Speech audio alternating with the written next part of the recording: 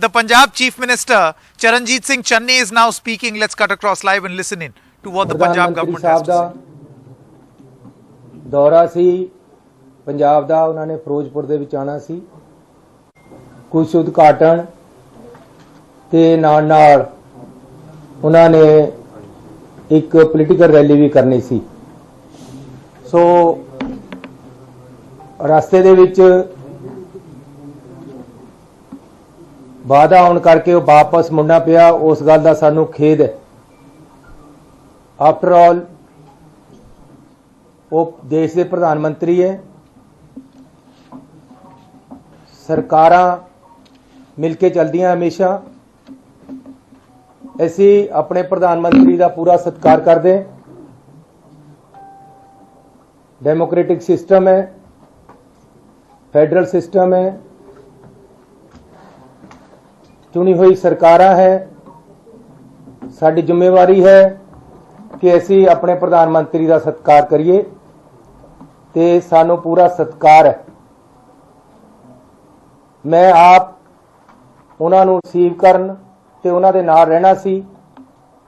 ਪਹਿਲਾਂ ਤੋਂ ਪ੍ਰੋਗਰਾਮ ਬਣਿਆ ਸੀ ਕਿ ਮੈਂ ਉਹਨਾਂ ਨੂੰ ਬਠਿੰਡੇ ਰਿਸੀਵ ਕਰਨਾ ਹੈ। ਉਸ ਤੋਂ ਬਾਅਦ ਹੈਲੀਕਾਪਟਰ ਦੇ ਵਿੱਚ ਮੈਂ ਉਹਨਾਂ ਦੇ ਨਾਲ ਜਾਣਾ ਸੀ, ਫਿਰੋਜ਼ਪੁਰ ਜਾ ਕੇ ਉਹਨਾਂ ਦੇ ਨਾਲ ਇੱਕ ਮੀਟਿੰਗ ਵੀ ਅਟੈਂਡ ਕਰਨੀ ਸੀ। ਉਸ ਤੋਂ ਬਾਅਦ ਉਹਨਾਂ ਨੇ ਇੱਕ ਪੋਲੀਟੀਕਲ ਰੈਲੀ ਕਰਨੀ ਸੀ, ਉੱਥੇ ਸਾਡਾ ਜਾਣ ਦਾ ਪ੍ਰੋਗਰਾਮ ਨਹੀਂ ਸੀ। ਇਹ ਬਾਅਦ ਦੇ ਵਿੱਚ ਬਣੀ ਹੈ ਪੋਲੀਟੀਕਲ ਰੈਲੀ ਦੀ ਪ੍ਰੋਗਰਾਮ, ਲੇਕਿਨ ਉਹਨਾਂ ਦਾ ਪਾਰਟੀ ਦਾ ਪ੍ਰੋਗਰਾਮ ਸੀ।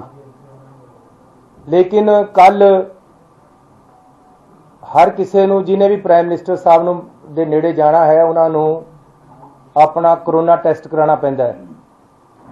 ਜਦੋਂ ਕੱਲ ਮੈਂ ਤੇ ਆਪਣੇ ਦਫ਼ਤਰ ਦੇ ਬੰਦਿਆਂ ਦਾ, ਜਿਨ੍ਹਾਂ ਨੇ ਮੇਰੇ ਨਾਲ ਜਾਣਾ ਸੀ, ਉਹਨਾਂ ਦਾ ਕਰੋਨਾ ਟੈਸਟ ਕਰਾਇਆ ਤਾਂ ਮੇਰੇ ਹਰ ਟਾਈਮ ਨਾਲ ਰਹਿਣ ਵਾਲੇ ਹੁਸਨ ਲਾਲ ਜੀ, ਜਿਹੜੇ ਕਿ ਸਾਡੇ ਪ੍ਰਿੰਸੀਪਲ ਸੈਕਟਰੀ ਹੈ, ਉਹ ਕਰੋਨਾ ਪੋਜ਼ਿਟਿਵ ਆ ਗਏ। ਮੇਰਾ ਇੱਕ ਪੀਏ ਹਰੀ ਸਿੰਘ ਸਰਕਾਰੀ ਤੌਰ ਤੇ ਜਿਹੜਾ ਸਾਡੇ ਨਾਲ ਹੈ, ਉਹ ਕਰੋਨਾ ਪੋਜ਼ਿਟਿਵ ਆ ਗਿਆ। ਇਸ ਕਰਕੇ ਮੈਂ ਆਪਣੀ ਜ਼ਿੰਮੇਵਾਰੀ ਸਮਝੀ ਕਿ ਮੈਨੂੰ ਇਸ ਹਾਲਤ ਦੇ ਵਿੱਚ ਜਾਣਾ ਚਾਹੀਦਾ ਕਿ ਨਹੀਂ ਜਾਣਾ ਚਾਹੀਦਾ, ਕਿਉਂਕਿ ਉਹ ਮੇਰੇ ਇਨ ਟੱਚ ਹੈ। ਪ੍ਰਧਾਨ ਮੰਤਰੀ ਜੀ ਬਹੁਤ ਹੀ ਕੀਮਤੀ ਸ਼ਖਸੀਅਤ ਹੁੰਦੇ ਹੈ, ਉਹਨਾਂ ਦੇ ਇਨ ਟੱਚ ਆਉਣਾ ਇਸ ਤਰ੍ਹਾਂ, ਜਦ ਕਿ ਮੇਰੇ ਇਨ ਟੱਚ ਦੇ ਵਿੱਚ ਕਰੋਨਾ ਵਾਲਾ ਬੰਦਾ ਆਇਆ ਹੋਇਆ, ਜਾਣਾ ਚਾਹੀਦਾ ਕਿ ਨਹੀਂ। ਮੈਂ ਇਸ ਬਾਰੇ ਰਾਤੀ ਆਪਣੀ ਕੈਬਨਿਟ ਦੇ ਨਾਲ ਦੀ ਰਾਏ ਮੰਗੀ। ਕੈਬਨਿਟ ਨੇ ਮੈਨੂੰ ਰਾਏ ਦਿੱਤੀ ਕਿ ਸਾਨੂੰ ਪ੍ਰਧਾਨ ਮੰਤਰੀ ਜੀ ਦੇ ਆਫਿਸ ਨੂੰ ਦੱਸ ਦੇਣਾ ਚਾਹੀਦਾ ਹੈ ਕਿ ਮੈਂ ਕਰੋਨਾ ਪੋਜ਼ਿਟਿਵ ਦੇ ਟੱਚ ਵਿੱਚ ਆਇਆ, ਇਸ ਕਰਕੇ ਮੈਨੂੰ ਆਦੇਸ਼ ਦਿੱਤੇ ਜਾਣ ਕਿ ਮੈਂ ਤੁਹਾਡਾ ਸਵਾਗਤ ਕਰਨ ਉੱਥੇ ਪਹੁੰਚਾਂ ਕਿ ਨਾ ਪਹੁੰਚਾਂ। ਉੱਥੋਂ ਸਾਨੂੰ ਲਿਖਤੀ ਤੌਰ ਤੇ ਆਦੇਸ਼ ਆਇਆ, WhatsApp ਤੇ ਮੈਸੇਜ, ਕਿ ਹਿਮਾਚਲ ਤੇ ਹਰਿਆਣੇ ਦੇ ਮੁੱਖ ਮੰਤਰੀ ਵੀ BC ਤੋਂ ਜੁੜ ਰਹੇ, ਤੁਸੀਂ ਵੀ BC ਤੋਂ ਜੁੜ ਜਾਓ, ਤੁਹਾਨੂੰ ਫਿਰ ਇਸ ਹਾਲਤ 'ਚ ਨਾਲ ਨਹੀਂ ਆਉਣਾ ਚਾਹੀਦਾ। ਇਸ ਲਈ ਮੈਂ ਆਪਣੇ ਫਾਈਨਾਂਸ ਮਿਨਿਸਟਰ ਮਨਪ੍ਰੀਤ ਬਾਦਲ ਜੀ ਦੀ ਡਿਊਟੀ ਲਗਾਈ ਕਿ ਉਹ ਪ੍ਰਧਾਨ ਮੰਤਰੀ ਜੀ ਦਾ ਬਠਿੰਡੇ ਹਵਾਈ ਅੱਡੇ ਤੇ ਸਵਾਗਤ ਕਰਨ, ਤੇ ਨਾਲ ਹੀ ਮੈਂ ਆਪਣੇ ਡਿਪਟੀ CM ਤੇ ਫਿਰੋਜ਼ਪੁਰ ਦੇ MLA ਪਿੰਕੀ ਜੀ ਦੀ ਡਿਊਟੀ ਲਗਾਈ ਕਿ ਉਹ ਉਹਨਾਂ ਦਾ ਫਿਰੋਜ਼ਪੁਰ ਦੇ ਵਿੱਚ ਸਵਾਗਤ ਕਰਨ। ਕੰਟੀਨਿਊ ਕਰ ਲਿਆ, ਚੱਲ ਜਾਏਗਾ, ਬਿਜਲੀ ਆ ਗਈ। ਤੇ ਉਸੇ ਤਰ੍ਹਾਂ ਸਾਡੇ ਫਾਈਨਾਂਸ ਮਿਨਿਸਟਰ ਮਨਪ੍ਰੀਤ ਬਾਦਲ ਜੀ ਨੇ ਉਹਨਾਂ ਦਾ ਬਠਿੰਡੇ ਸਵਾਗਤ ਕੀਤਾ, ਤੇ ਸਾਡੇ ਡਿਪਟੀ CM ਤੇ ਸਾਡੇ MLA ਉਹਨਾਂ ਨੂੰ ਸਟੇਜ ਤੇ ਵੇਟ ਕਰ ਰਹੇ ਸੀ। ਜਿਹੜਾ ਕੱਲ ਮੈਨੂੰ ਜਦ ਇੱਥੇ ਕੈਬਨਿਟ ਮੀਟਿੰਗ ਇਸੇ ਕਮਰੇ ਚੱਲ ਰਹੀ ਸੀ, ਲਗਭਗ 8 ਵਜੇ ਦੇ ਲਗਭਗ ਹੋਮ ਮਿਨਿਸਟਰ ਸਾਹਿਬ ਦਾ ਟੈਲੀਫੋਨ ਆਇਆ ਕਿ ਚੰਨੀ ਜੀ, ਉੱਥੇ ਸਾਡੇ ਰੈਲੀ ਵਿੱਚ ਆਉਣ ਵਾਲੇ ਬੰਦਿਆਂ ਨੂੰ ਸ਼ਾਇਦ ਰੋਕਿਆ ਜਾਵੇ। ਕੁਝ ਐਜੀਟੇਟਰ ਆ ਕੇ ਸੜਕਾਂ ਤੇ ਬੈਠ ਗਏ ਹੈ, ਚਾਰੇ ਪਾਸੇ ਸੜਕਾਂ ਤੇ ਬੈਠਣ ਦੀ ਉਹਨਾਂ ਦੀ ਯੋਜਨਾ ਹੈ, ਉਹਨਾਂ ਨੂੰ ਤੁਰੰਤ ਹਟਾਓ। ਮੈਂ ਕਿਹਾ ਜੀ ਅਸੀਂ ਹਰ ਇਤਿਹਾਦ ਵਰਤਾਂਗੇ, ਰੈਲੀ ਦੇ ਵਿੱਚ ਸੇਫ ਤਰੀਕੇ ਨਾਲ ਬੰਦੇ ਆਣ, ਅਸੀਂ ਇਹਦੀ ਪੂਰੀ ਕੋਸ਼ਿਸ਼ ਕਰਾਂਗੇ। ਤੇ ਅਸੀਂ ਰਾਤ ਨੂੰ 3 ਵਜੇ ਤੱਕ ਕੋਸ਼ਿਸ਼ ਕਰਕੇ ਜਿੰਨੇ ਵੀ ਕਿਸਾਨ ਰੈਲੀ ਤੇ ਸੜਕਾਂ ਤੇ ਬੈਠੇ ਸੀ ਉਹਨਾਂ ਨੂੰ ਉਠਾਇਆ। ਇਹਦੇ ਵਿੱਚ ਕਿਉਂਕਿ 5 ਦਿਨਾਂ ਤੋਂ ਕੇਂਦਰ ਦੀਆਂ ਏਜੰਸੀਆਂ IB, SPG, ਪ੍ਰਧਾਨ ਮੰਤਰੀ ਦੀ ਜਿੰਨੀ ਸਿਕਿਉਰਿਟੀ ਹੈ ਉਹਨਾਂ ਦੀਆਂ ਟੀਮਾਂ ਉੱਥੇ ਆ ਕੇ ਫਿਰੋਜ਼ਪੁਰ ਦੇ ਵਿੱਚ ਬੈਠੀਆਂ। ਉਹ ਆਪ ਹਰ ਚੀਜ਼ ਨੂੰ ਮੋਨੀਟਰ ਕਰ ਰਹੀਆਂ। ਉਹਨਾਂ ਦਾ ਹੀ ਸਾਰਾ ਪ੍ਰੋਗਰਾਮ ਉਹਨਾਂ ਦੇ ਅੰਡਰ ਹੈ, ਉੱਥੇ ਦਾ ਸਾਰਾ ਕੰਮ ਉਹਨਾਂ ਨੇ ਸੰਭਾਲਿਆ ਹੋਇਆ ਸੀ। ਇਸ ਲਈ ਉਹਨਾਂ ਨੇ ਵੀ ਨਾਲ ਮਿਲ ਕੇ ਸਾਡੇ ਨਾਲ ਪੂਰੀ ਕੋਸ਼ਿਸ਼ ਕੀਤੀ। BJP ਦੇ ਇੱਕ ਸ਼ਿਖਾਵਤ ਜੀ ਹੈ, ਉਹਨਾਂ ਨੇ ਕਿਸਾਨਾਂ ਦੇ ਨਾਲ ਮੀਟਿੰਗਾਂ ਕੀਤੀਆਂ ਕਿ ਰਸਤੇ ਖਾਲੀ ਕਰਵਾ ਦਿੱਤੇ ਜਾਣ। ਅਲਟੀਮੇਟਲੀ ਰਾਤ ਨੂੰ 2-3 ਵਜੇ ਤੱਕ ਅਸੀਂ ਸਫਲ ਹੋ ਗਏ ਕਿ ਰਸਤੇ ਖਾਲੀ ਕਰਾ ਦਿੱਤੇ। ਉਹਦੇ ਵਿੱਚ ਰਾਤ ਨੂੰ 1:30 ਵਜੇ ਮੈਨੂੰ ਟੈਲੀਫੋਨ ਆਇਆ ਸਾਡੇ ਚੀਫ ਸੈਕਟਰੀ ਦਾ ਕਿ ਜੀ ਜਿਹੜੇ ਐਜੀਟੇਟਰ ਹੈ ਉਹ ਇਹ ਗਰੰਟੀ CM ਆਫਿਸ ਵੱਲੋਂ ਮੰਗਦੇ ਹੈ ਕਿ ਜੀ ਅਸੀਂ ਤਾਂ ਉੱਠਾਂਗੇ, ਸਾਨੂੰ ਪ੍ਰਾਈਮ ਮਿਨਿਸਟਰ ਸਾਹਿਬ ਤੋਂ ਗਰੰਟੀ ਦਵਾਈ ਜਾਵੇ ਕਿ ਉਹ ਉਹਨਾਂ ਨਾਲ ਮੀਟਿੰਗ ਕਰਨਗੇ। ਮੈਂ ਉਹਨਾਂ ਨੂੰ ਕਿਹਾ ਹੁਣ ਰਾਤ ਨੂੰ ਪ੍ਰਾਈਮ ਮਿਨਿਸਟਰ ਸਾਹਿਬ ਨਾਲ ਤਾਂ ਹੋ ਨਹੀਂ ਸਕਦੀ ਗਰੰਟੀ, ਤੁਸੀਂ ਮੇਰੇ ਆਫਿਸ ਵੱਲੋਂ DC ਤੇ ਲਿਖਾ ਕੇ ਦੇ ਦਿਓ ਕਿ ਅਸੀਂ ਤੁਹਾਨੂੰ ਪ੍ਰਾਈਮ ਮਿਨਿਸਟਰ ਸਾਹਿਬ ਦਾ ਟਾਈਮ ਦਵਾ ਦਾਂਗੇ, ਤੁਸੀਂ ਰਸਤੇ ਖਾਲੀ ਕਰ ਦਿਓ। ਅਲਟੀਮੇਟਲੀ ਰਾਤ ਨੂੰ ਕਿਸਾਨ ਮੰਨ ਗਏ, ਉਹਨਾਂ ਨੇ ਰਸਤੇ ਖਾਲੀ ਕਰਤੇ ਤੇ ਸਾਰੇ ਰਸਤੇ ਸਮੂਥਲੀ ਚੱਲਣ ਲੱਗ ਗਏ। ਉਸ ਤੋਂ ਬਾਅਦ ਮੈਂ ਰਾਤ ਨੂੰ ਲਗਭਗ 1:45 ਵਜੇ IB ਦੇ ਡਾਇਰੈਕਟਰ ਸਾਹਿਬ ਨੂੰ ਟੈਲੀਫੋਨ ਕੀਤਾ ਹੈ। ਬਾਈ ਚਾਂਸ ਉਹਨਾਂ ਨੇ ਚੱਕਿਆ ਨਹੀਂ। ਮੈਂ DGP ਨੂੰ ਕਿਹਾ ਕਿ ਉਹਨਾਂ ਦਾ ਮੈਨੂੰ ਨੰਬਰ ਭੇਜੋ ਪਹਿਲਾਂ। ਉਹਨਾਂ ਨੇ ਮੈਨੂੰ ਨੰਬਰ ਭੇਜਿਆ। ਮੈਂ ਆਪ ਉਹਨਾਂ ਨੂੰ ਕਾਲ ਕੀਤੀ ਕਿ ਹਾਲਾਤ ਬਿਲਕੁਲ ਕਲੀਅਰ ਹੋ ਗਏ ਹੈ ਉਹਨਾਂ ਨੂੰ ਦੱਸਣ ਵਾਸਤੇ ਤੇ ਉਹਨਾਂ ਦੀ ਰਾਏ ਪੁੱਛਣ ਵਾਸਤੇ, ਲੇਕਿਨ ਉਸ ਸਮੇਂ ਉਹ ਚੱਕ ਨਹੀਂ ਸਕੇ। 3 ਵਜੇ ਤੱਕ ਇਹ ਕੰਮ ਅਸੀਂ ਕੀਤਾ ਹੈ। ਸਵੇਰੇ ਲਗਭਗ 6:30 ਵਜੇ ਮੈਨੂੰ IB ਡਾਇਰੈਕਟਰ ਦਾ ਟੈਲੀਫੋਨ ਆਇਆ। ਪਹਿਲਾਂ ਮੈਂ ਨਹੀਂ ਚੱਕ ਸਕਿਆ, ਕੁਝ ਮਿੰਟਾਂ ਬਾਅਦ ਮੈਂ ਉਹਨਾਂ ਨੂੰ ਕੀਤਾ, ਉਹਨਾਂ ਨਾਲ ਡਿਸਕਸ ਕੀਤਾ। ਉਹਨਾਂ ਨੇ ਮੈਨੂੰ ਦੱਸਿਆ ਕਿ ਰਾਤ ਸਾਰਾ ਠੀਕ ਹੋ ਗਿਆ, ਸਾਰੀ ਪੁਲਿਸ ਨੇ ਬੜੀ ਮਦਦ ਕੀਤੀ ਹੈ, ਸਾਡਾ DG ਵੀ ਖੁਸ਼ ਸੀ, ਸਾਰਾ ਕੁਝ ਠੀਕ ਹੋਇਆ। ਇਹ ਰਸਤੇ ਅਸੀਂ ਜਿਹੜੀ ਰੈਲੀ ਹੋਣੀ ਸੀ ਉਹਨਾਂ ਵਾਸਤੇ ਖਲਵਾਏ ਸੀ, ਉਹਨਾਂ ਦਾ ਹੀ ਪ੍ਰੋਗਰਾਮ, ਕਿਉਂਕਿ ਤਾਂ ਕਿ ਕੋਈ ਰੈਲੀ ਵਿੱਚ ਆਉਣ ਵਾਲੇ ਬੰਦੇ ਨੂੰ ਅਸੁਵਿਧਾ ਨਾ ਹੋਵੇ।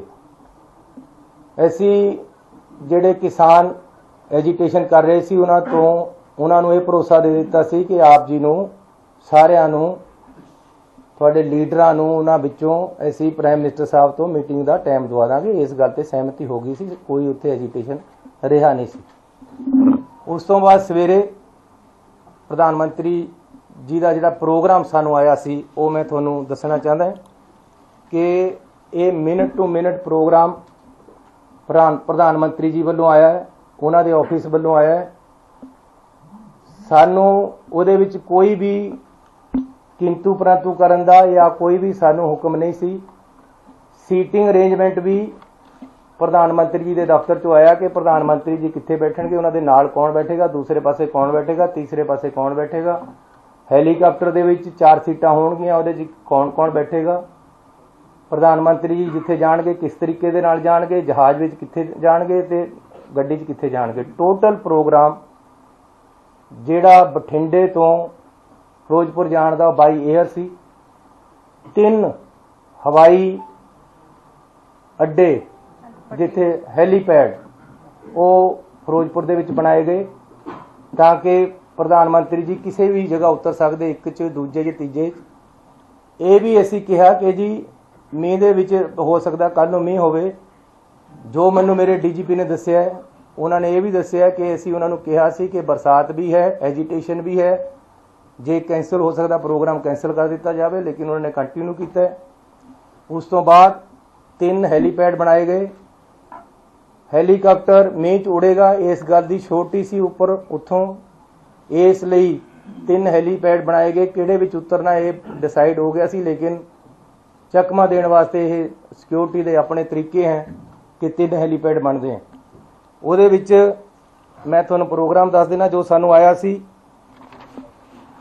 जनवरी 5 9:30 ਤੇ डिपार्चर दिल्ली एयरपोर्ट तो 10:25 ਤੇ एयर अराइवल बठिंडा एयरपोर्ट, 10:30 ਤੇ डिपार्चर बठिंडा एयरपोर्ट 5 मिनट बाद बाय MI-17 हेलीकॉप्टर, 11:05 ਤੇ अराइवल किला चौक हेलीपैड फिरोजपुर। ये प्रोग्राम सानू लिखती तौर पे उत्थों आया होया है। कोई भी सोच नहीं सी कि बाई रोड भी प्राइम मिनिस्टर साहब नू लेके जाना है, ना ही कोई प्रोग्राम सी। सानू ये एग्जैक्ट दस्या गया सी कि हैलीकॉप्टर ते उन्होंने जाना है। ये मौके दे मौके उन्हां दी एजेंसियां वालों अफसरां वालों मिल के मौके दे मौके सड़क दे राही ले जाया गया है। रास्ते दे विच अचानक कुछ एजिटेटर अजे पता लगना कि कौन बंदे सी आके बैठे है उन्होंने, लेकिन उन्हां तक तो काफ़ी पिछे प्राइम मिनिस्टर साहब दी गड्डियां नूं रोक के साडे अफसरां ने रिक्वेस्ट की है कि अगे एजिटेशन वाले बंदे कुछ आके ट्रालियां खड़ियां कर लिया उन्होंने। आपां नूं बेहतर है कि वापस जाके कोई होर आल्टरनेटिव रास्ता या हैलीपैड ते चलिए आप वापस जाना चाहिए। किसी तरह भी कोई अटैक वाली या प्रधानमंत्री जी नूं खतरे वाली गल, सिक्योरिटी लैप्स वाली गल नहीं हुई है। ये एजिटेशन पंजाब दे विच चोणां आ रही हैं, रोज़ मेरे नाल भी हुंदे है। हर स्टेट दे विच जदों चोणां आउंदियां डेमोक्रेटिक सिस्टम है, कोई ना कोई सड़क ते आके बैठ जाता है, इहदे विच हो जाता है। रात भी मेरे पुलिस वालियां ने मैनूं कई बार टैलीफोन किए कि जी असीं लाठी चार्ज करके इन्हां नूं पासे कर दईए, अरेस्ट कर लीए। मैं कहा नहीं, नैगोशिएट करके मनाओ, इन्हां नूं मनाओ किसी तरह भी। अल्टीमेटली असीं रात भी कामयाब होए आ उन्हां नूं पासे करने विच और मनाउण दे विच। इहदे विच खतरे वाली कोई गल नहीं हुई। प्रधानमंत्री जी ते कोई हमला नहीं होया, ना ही इदां दी कोई सोच हुई है। पहला भी किसान एजिटेशन दिल्ली दे विच 1 साल चलिया, उत्थे भी किसान बैठे रहे। उन्हां दियां भी कुछ मंगां सी जिहड़ियां साल बाद मन होईयां ते उन्हां ने पीसफुली उत्तों धरना चक लिया। अज भी जे कोई पीसफुल प्रोटेस्ट रास्ते दे विच करन आ गया तां इस नूं प्रधानमंत्री दी सिक्योरिटी दे नाल या उन्हां नूं कोई खतरे दे नाल नहीं जोड़िया जाना चाहिए। ये बिल्कुल गलत है कि प्रधानमंत्री जी जब पंजाब में आए तो उनकी सिक्योरिटी लैप्सेस दिखाकर उनको खतरे के साथ को जोड़ा जा रहा है। ये राजनीति इसमें नहीं होनी चाहिए। We have every respect for our prime minister. कोई भी ऐसी बात नहीं हुई कि उनकी शान में या उनकी सिक्योरिटी को कोई खतरा हुआ हो। पंजाब सरकार, पंजाब पुलिस इसमें सक्षम है। ये इस कारण हुआ कि हेलीपैड से हेलीकॉप्टर पे जाना था, अचानक प्रोग्राम सड़क पे जाने का बनाया गया, जो कि प्रोग्राम में नहीं था, पहले से नहीं था। फिर भी आगे एजिटेटर बैठे हैं, पीछे काफ़ी पीछे गाड़ियां रोककर बता दिया गया कि आगे एजिटेशन वाले एकदम सड़क पे आकर बैठ गए। अब सड़क पे एकदम कोई ट्राली लगाकर बैठ जाए, उसको हटाने में 10, 15, 20 मिनट, आधा घंटा लग जाता है। इसलिए सेफ साइड के लिए प्रधानमंत्री जी को बोला गया कि आप पीछे आ जाएं, हम अदर रूट या बाई हेलीपैड आपको ले चलते हैं, लेकिन उन्होंने वापस जाने का फैसला किया। सो मैं पंजाब सरकार की तरफ से आपको क्लियर करने आया हूं कि इसमें किसी भी तरह का कोई खतरे वाली बात नहीं थी, ना ही हुई है। ये टोटली एक पीसफुल एजिटेटर आकर अचानक सड़क पे बैठ गए, जिस सड़क पे हमारा जाने का कोई प्रोग्राम नहीं था। प्रोग्राम हेलीपैड के साथ जाने, हेलीकॉप्टर पे जाने का था, और किसी तरह का कोई खतरा यहाँ नहीं है और ना ही था, ना ही प्रधानमंत्री जी को ऐसा हुआ है। लेकिन फिर भी प्रधानमंत्री जी को या उन्होंने अपने तरीके से उनकी टीम ने फैसला वापस जाने के ले लिया। जबकि हेलीकॉप्टर से जा सकते थे, अदर रूट से भी जा सकते थे, लेकिन वो वापस गए हैं। हमें इस चीज़ का खेद है, हमें पीड़ा है। हम अपने प्रधानमंत्री जी को पूरा सत्कार और प्यार देते हैं और देते रहेंगे। बीजेपी के जो नेता प्रेस कॉन्फ्रेंस करके सरकार को या रिलेशन खराब करने की बात कर रहे हैं, ऐसी बात मत करें। ये पॉलिटिक्स नहीं है, हम राजनीति इसी बातों में नहीं करते हैं। अगर प्रधानमंत्री जी हमारे आएंगे तो कुछ देकर ही जाएंगे पंजाब को, और हम चाहते हैं।